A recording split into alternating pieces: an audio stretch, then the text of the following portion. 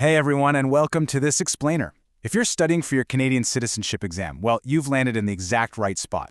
I'm super excited to guide you through this today because we're going to absolutely guarantee your mastery of pages 38 to 43 of the Discover Canada Study Guide. We're zeroing in on two areas that test makers absolutely love: Canadian symbols and Canada's economy. So grab a pen, get comfortable, and get ready to lock in the exact facts, dates, and definitions you need to crush this on test day. Let's dive in. Here is our quick game plan for today. We're covering 5 key areas. First, the Crown and Parliament. Second, flags and national emblems. Third, icons of Canadian identity. Fourth, Canada's global economy. And finally, the 3 types of industries. All right, let's kick things off right away with Module 1, the Crown and Parliament. Okay, so here's a term you absolutely have to know inside and out: constitutional monarchy. Seriously, highlight it. Canada is a constitutional monarchy in its own right, and it's been that way since Confederation way back in 1867, during the reign of Queen Victoria. If the exam asks you to describe Canada's system of government, this phrase is exactly what you're looking for. It basically means the Queen or King is the head of state, the person linking all Canadians together, while the Prime Minister acts as the head of government. So remember, 1867 and constitutional monarchy. Now I want you to write down a big, bold number: 400. Why? Because the Crown has been a symbol of the state in Canada for exactly 400 years. It represents the government itself, which covers everything from Parliament and the legislatures to the courts, police services, and the Canadian forces. If a test question asks how long the Crown has been a symbol in Canada, boom, 400 years is your instant answer. And honestly, nothing captures the heart of Canada's government quite like the Parliament buildings. You can see right here how the towers, the arches, and the sculptures beautifully blend French, English, and Aboriginal traditions. It's all wrapped up in a stunning architectural style called Gothic Revival. But here's the timeline you really need to drill into your head. The buildings were initially completed in the 1860s, but tragedy struck when the center block was destroyed by an accidental fire in 1916. It had to be rebuilt in 1922. The only part of the original building that actually survived? The library. Do not let them trick you on those dates. Moving right along to Module 2, flags and national emblems. This timeline right here is a classic spot for trick questions, so let's break it down chronologically. That famous red, white, red pattern we all recognize? It actually started with the flag of the Royal Military College in Kingston, founded in 1876.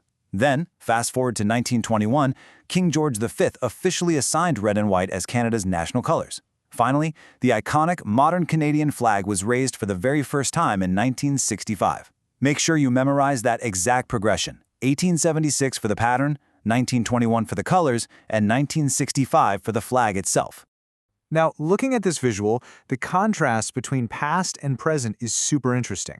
You've got the striking 1965 flag front and center. But what was flying before that? Well, for about 100 years prior, the Canadian red ensign served as the national flag. Oh, and here's a massive detail. You must remember that the Union Jack remains Canada's official royal flag. So if they ask for the official royal flag on the test, it's the Union Jack, not the maple leaf. Keep that straight. All right, let's group a couple of symbols together in your mind because they both have incredibly deep historical ties to French heritage: the maple leaf and the fleur-de-lis. The maple leaf was actually adopted by French Canadians way back in the 1700s, and it started appearing on Canadian military uniforms in the 1850s. The fleur-de-lis goes back even further, literally adopted by a French king in the year 496. Much later, in 1948, it was officially included in Quebec's own flag. So link both of these beautiful symbols straight back to French history in your notes. Now take a look at this snippet. You've probably seen it on currency. This is the official coat of arms, which was adopted right after the First World War as a major expression of national pride.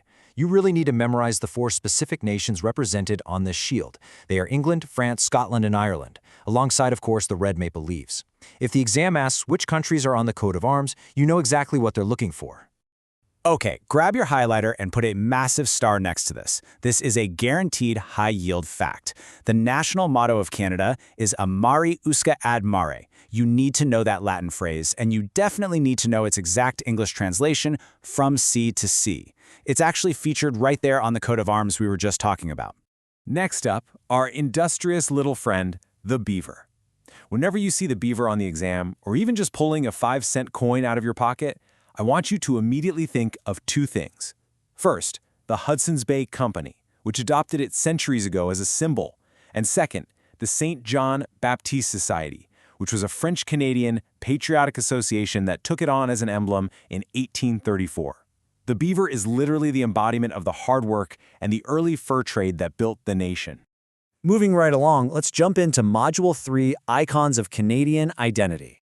The absolute bedrock of Canadian identity is language. English and French are the two official languages. Make sure you highlight this exact year, 1969. That is the year the Official Languages Act was passed. It was a total game changer, ensuring equality of French and English in Parliament, the Government of Canada, and any institution subject to the Act. And remember, having an adequate knowledge of English or French is literally a core requirement for your citizenship, well, unless you happen to be 55 or older. Shifting gears now from history to economics, here is Module 4, Canada's Global Economy. Did you know Canada has one of the 10 largest economies in the entire world? Because of that, it belongs to the G8 group of leading industrialized countries. Let's recite this list together, and I want you to know it cold. Canada, the United States, Germany, the United Kingdom, Italy, France, Japan, and Russia. I'm stressing this because multiple choice questions love to try and trick you by swapping one of these nations out for a country like China or Brazil. Don't fall for it. Stick strictly to these 8 nations. And when we talk about trade, the sheer scale of the relationship with the US is just mind-blowing. When the exam asks about Canada's largest international trading partner, it's unequivocally the United States. It's actually the biggest bilateral trading relationship in the world. Think about this. Over 3/4 of all Canadian exports are destined for the US. Plus, millions of people safely cross what is famously known as the world's longest undefended border every single year. And finally, Module 5, the 3 types of industries. Consider this a friendly warning. You absolutely have to be able to categorize different jobs into the correct industry type. It's incredibly common on the test. Let's walk through this table, because you need to memorize exactly which examples go where. First, we have service industries. This is your transportation, education, healthcare, banking, retail. Basically, if you're serving a person or a business, you're here. Second, manufacturing industries. These are the folks making tangible products: paper, aerospace tech, cars, clothing, and food. And finally, natural resources industries. This is where Canada's deep history lies: forestry, fishing, agriculture, mining, and energy. On the test, if they throw the word forestry at you, you need to instantly know it belongs in natural resources. And here's a massive stat to lock in before we finish. More than 75% of working Canadians have jobs in the service industries. It is by far the largest sector of the Canadian workforce. So if they ask you for the largest industry type or the percentage, you just need to remember the number 75 and the word service. To wrap up this explainer, let's do a quick pop quiz to test your immediate recall. We literally just covered this. What is the meaning of the national motto, Amare os Cad Mare? I'll give you a second. You got it? That's right. It means from sea to sea. If you nailed that, you're already proving that this kind of focused learning works. But before you go, I want to leave you with a thought. As you're memorizing all this, ask yourself, how did these centuries-old symbols and these massive economic facts actually shape the real, modern Canada that you are studying to become a citizen of? Keep reviewing, keep connecting those dots, and you're going to walk into that test center with total confidence. See you next time.